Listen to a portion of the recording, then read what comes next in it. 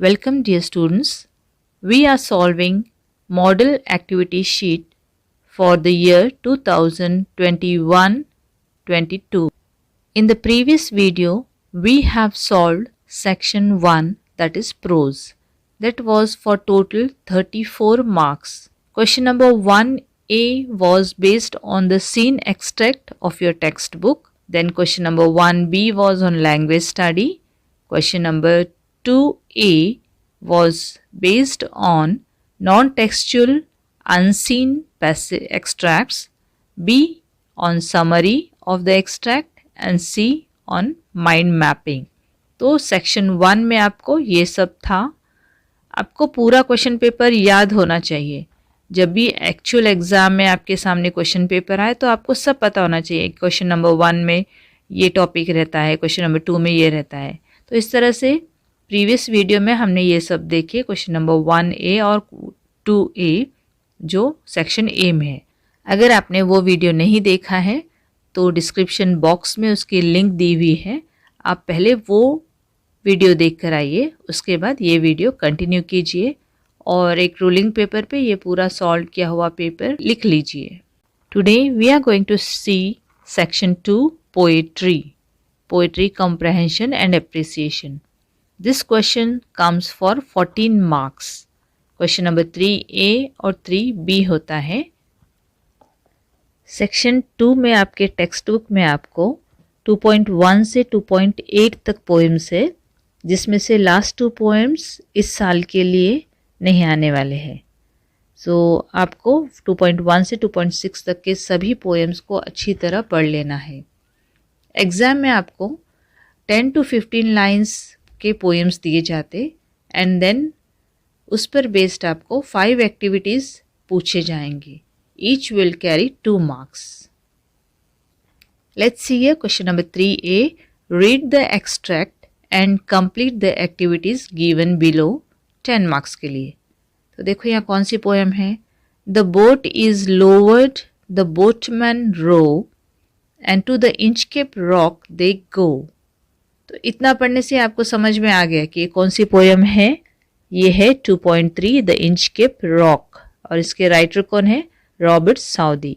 तो ये सब आपको लर्न रहना पहले से ही, इसलिए डेली आप लोग 1 hour इंग्लिश में LSRW अंडरस्टैंडिंग की प्रैक्टिस करते रहिए. तो एग्ज़ाम में आपको 3 hours में बहुत ही फास्ट आप लोग पेपर सॉल्व कर सकेंगे. Now see A1 is global understanding. इस एक्टिविटी में इस तरह के क्वेश्चंस आ सकते हैं जैसे कि कंप्लीट द फॉलोइंग, ट्रू और फॉल्स, वेब एक्सेट्रा. तो इसके आंसर्स आपको डायरेक्टली एक्सट्रैक्ट में मिल जाएंगे. So let's see here. Complete the following. Number 1, the pirate asked his man to.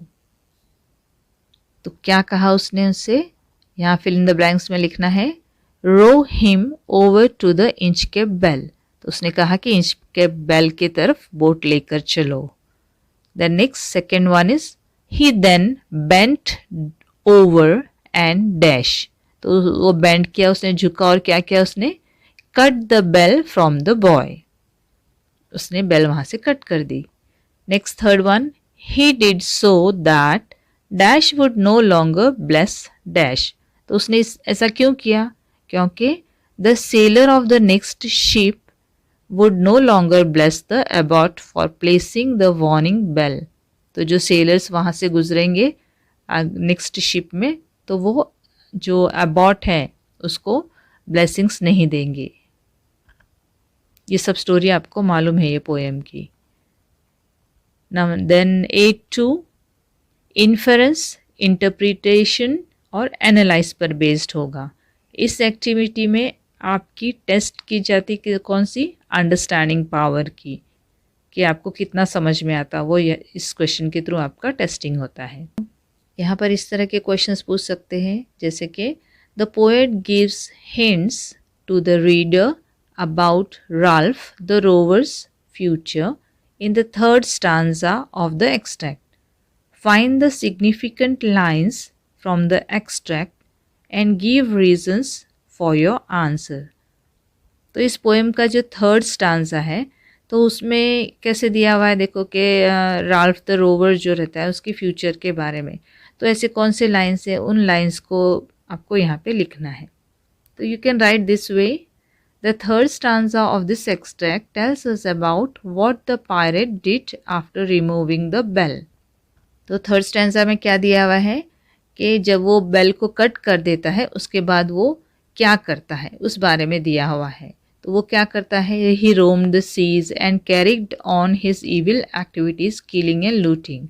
तो उसके बाद बेल कट करने के बाद वो क्या क्या किया उसने कि सी में इधर उधर रोमिंग करा। देन उसके जो वो रोवर था वो बैडमैन था, तो वो क्या करा उसने इवल एक्टिविटीज़ किया, जैसे कि किलिंग करना, मार धाड़ लूट वगैरह शिप में। फिर the last line is the hint of what is to happen later. तो आगे क्या होगा वो है लास्ट लाइन में, जैसे कि यहाँ पे ही स्टर्स हिज कोर्स फॉर स्कॉटलैंड्स शोर। The rover set the course for Scotland's shore. This is significant because the treacherous Inchcape Rock was on the Scottish shore. तो जो इंचकेप रॉक था वो कहाँ पे था, कौन से आइलैंड पे था, तो स्कॉटिश कंट्री में, वहाँ स्कॉटिश में जो उसका जो सी शोर है तो वहाँ पे इंचकेप रॉक था। तो so we can get an idea that something may happen there. तो इस तरह से उससे अपने को आइडिया मिलती है कि वहाँ पे कुछ ना कुछ होगा इसके आगे। This way you can right in your own words. Now next A3 is personal response. यहाँ आपको अपना ओपिनियन देना है, लिखना है। तो क्वेश्चन केयरफुली आपको पढ़ना है, उसके बाद ही अपना ओपिनियन देना है। उसके do not give your opinion about something that is not asked. जो नहीं पूछा गया है वो नहीं बोलना है, और जो आंसर लिखेंगे आप वो 4 to 5 लाइन्स में लिखेंगे। तो क्वेश्चन केयरफुली पढ़ते हैं। Give your opinion of the following lines and explain their significance. Quote sir Ralph, the next who comes to the rock won't bless the abbot of Aberbrothok. तो Ralph ने क्या कहा, sir Ralph ने, कि इसके बाद जो भी अब इस रॉक के पास आएंगे वो लोग एबॉट ऑफ एबरब्रोथॉक जो है उसको ब्लेसिंग्स, उसको दुआएं नहीं देंगे। तो उसने ये ऐसा क्यों कहा? Answer you can write down.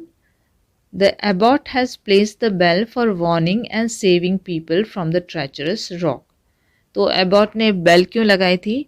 ताकि वहाँ से जो भी लोग वहाँ से आए वो रॉक से ना टकराए और उनकी जान बच जाए। This act had not only brought him fame but also the blessings of the many sailors who were saved. तो वहाँ से जो भी शिप्स जाते वो बेल को देख के वो लोग समझ जाते कि यहाँ पे इंचकेप रॉक है और वो लोग संभल जाते, तो इस तरह से उनकी जान बच जाती। तो वो लोग क्या है कि ये जो एबॉट है एबरब्रोथॉक, तो उसको दुआएं देते थे। But the pirate was jealous of abbot's fame and so he cut bell, saying the words, the next who comes to the rock won't bless the abbot of Aberbrothok. तो जो वो पायरेट था वो एबॉट से जलता था, जालस होता था, तो इसलिए उसने क्या किया, बेल को कट कर दिए। और फिर उसके बाद क्या कट करते वक्त उसने क्या बोला कि इसके बाद जो भी वहाँ से गुजरेगा वो एबॉट ऑफ एबरब्रोथॉक को दुआएं नहीं देगा। These words reveal Ralph's selfish and jealous nature. When someone is concerned about others, they do not look for fame, but a selfish person who is blinded by jealousy behaves foolishly and ultimately causes trouble for himself, herself. तो ये जो words है poem में दिए हुए, इससे ये पता चलता है कि रैल्फ जो है वो सेल्फिश और जेलस नेचर का है।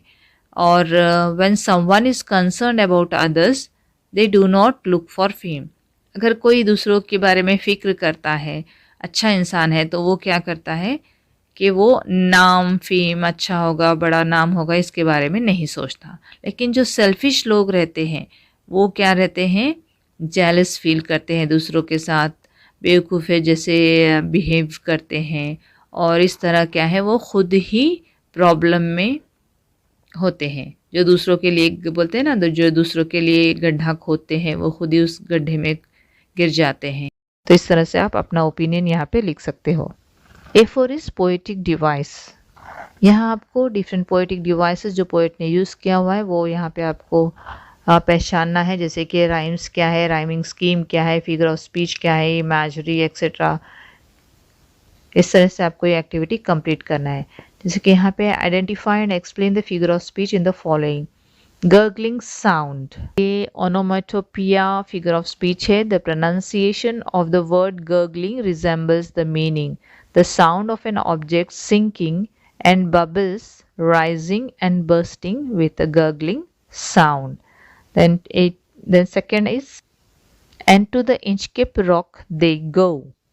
The figure of speech is inversion. The order of the words has been changed for poetic effect. The correct prose order is, जैसे कि यहाँ पे क्या है, सेंटेंस ऐसे इन्वर्स किया हुआ है, तो करेक्ट सेंटेंस कैसे हो सकता, and they go to the Inchcape rock. तो इस तरह से you'll get 1 marks here. Now A5, ये है पोएटिक क्रिएशन। यहाँ पे आपको 2 to 4 लाइन्स की खुद की एक पोएम कंपोज करना है। तो यहाँ क्या है question, compose 2 to 4 lines with one of the following as the theme. तो आपको रिमोर्स या रिग्रेट, ये थीम पर आपको पोएम बनानी है, कंपोज करनी है। यहाँ एक सैम्पल दिया हुआ है, आप अपना कुछ भी लिख सकते हैं। रिग्रेट, जैसे कि I regret, I think of the harsh remark, the careless action I through, I vow not to repeat anymore as I begin this day new. तो इस तरह से आप पोएम बना सकते हैं। तो अभी से रोज़ाना पोएम्स कंपोज करने की प्रैक्टिस कीजिए ताकि एग्ज़ाम में आप बहुत फास्ट कर सकें। Now question number B is appreciation of the poem. Read the extract and write its appreciation. ये 4 मार्क्स के लिए है। फुल पोएम या 10 to 5 लाइन्स दी हुई होंगी और कुछ इंस्ट्रक्शंस दिए हुए होंगे, उस पर बेस्ड आपको अप्रिसिएशन ऑफ द पोएम लिखना है पैराग्राफ फॉर्मेट में। से यहाँ पर दिया हुआ है, afoot and light hearted I take to the open road, healthy free the world before me. देखो अब ये 2 लाइन्स पढ़ते ही आपको समझ में आ गया कौन सी पोएम है ये, song of the open road. किसने लिखी हुई है, वॉल्ट विटमैन ने। ये सब आपको याद रहना पहले से। तो यहाँ पे क्या दिया हुआ है, you may use the following points to write the appreciation in 100 to 150 words में। तो फर्स्ट पॉइंट क्या है, अबाउट द पोएट, या फिर पोएम के बारे में, पोएट के बारे में लिखना है और वो टाइटल के बारे में।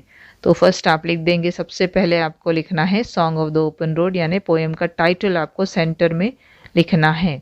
उसके बाद आपको पैराग्राफ वाइज हर पॉइंट पे एक एक पैराग्राफ आपको लिखना है। जैसे कि फॉर एग्जांपल फर्स्ट लिखेंगे आप पोएम के और पोएट के बारे में। तो कैसे स्टार्ट करेंगे, song of the open road by American poet Walt Whitman is an extract from his book leaves of grass.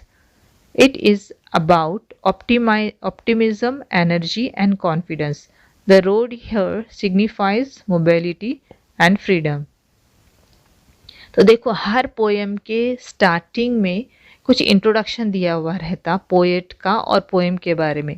तो वो मैसेज हर पोएम का आपको कंपलसरी पढ़ना है और उसको लर्न करके रख दीजिए आप, क्योंकि अप्रिसिएशन का 4 मार्क्स का क्वेश्चन आपको एग्जाम में कंपलसरी आएगा और हर पोएम में जो स्टार्टिंग में जो दिया हुआ रहता वही वो आपने समझ लिए एंड लर्न कर लिए, तो वही आप एग्जाम में लिख सकते हैं ये पूरे पॉइंट्स में। जैसे कि उसी में पोएट के बारे में भी है, पोएम के बारे में भी रहता। फिर नेक्स्ट क्या है, the form and theme and its significance. तो ये भी आप उसी में से देख के लिख सकते हैं, अपना तो ऐड करना ही है लेकिन मैक्सिमम वहाँ पे सब रहता। फिर पोएटिक स्टाइल क्या है, लैंग्वेज क्या है, उसके फीचर्स क्या है, पोएटिक डिवाइसेस क्या है, राइमिंग स्कीम क्या है। देन जैसे कि यहाँ पे है the poem is in free verse. अब ये जो पोएम है इसमें कोई राइम स्कीम नहीं है, ये फ्री वर्स पोएम है। तो this give the poet great freedom in choosing words that convey the travellers feelings more aptly. There is no regular meter or rhyme scheme, but there are many other poetic devices and figure of speech like. तो rhyme scheme तो नहीं है लेकिन बहुत सारे figure of speech और poetic devices है, जैसे कि रिपीटेशन ऑफ लाइन्स है, देन ट्रांसफर्ड एपिथेट है, पैराडॉक्स है और अदर्स, ये सब है। तो इस तरह से आप लिख सकते हैं। देन नेक्स्ट पॉइंट आपको लिखना है इंस्पिरेशन, कुछ मैसेज है क्या, वैल्यू है या मॉरल है इस पोएम का। देन कुछ स्पेशल फीचर्स है क्या, वो लिखना है। फिर और आपकी कुछ और ओपिनियन है इस पोएम के बारे में, तो क्रिटिकल इवैल्यूएशन क्या है आपका, वो सब आपको यहाँ पर लिखना है। लास्ट में आप लिख सकते हैं, I like the poem as it inspires me to be positive, to go ahead in my life with interest and enthusiasm, without complaints और एक्सपेक्टेशंस ऑफ हेल्प। तो इस तरह से आपको एक सैम्पल पैटर्न बना लेना है और एग्ज़ाम में जो भी पोएम के बारे में आएगा तो उसी पैटर्न से आपको लिखना है। हमने एक क्वेश्चन बैंक वीडियोस बनाए हुए हैं जो लास्ट ईयर गवर्नमेंट ने क्वेश्चन बैंक दी हुई थी, और उसमें पोइट्री जो सेक्शन है तो उसमें हमने आपको समझाया हुआ है कि किस तरह से एक पैटर्न बना के आप वही वर्ड्स वही सेंटेंसेस हर एप्रिसिएशन में आप डाल सकते हैं। किस तरह से आपको एक लिखना है एक तरीके से, एक स्टाइल से, वो उस वीडियो में हमने दिया हुआ है, तो आप वो वीडियो जाके देख सकते हैं। यहाँ पर आपका सेक्शन 2 जो 12 मार्क्स का था पोइट्री सेक्शन वो एंड होता है। नेक्स्ट वीडियो में हम देखेंगे सेक्शन 3 राइटिंग स्किल्स जो 16 मार्क्स के लिए है, बहुत इंपॉर्टेंट सेक्शन है ये, तो वो हम नेक्स्ट सेक्शन में देखेंगे। Till then you keep reading and practising all this. Have a blissful day. Take care.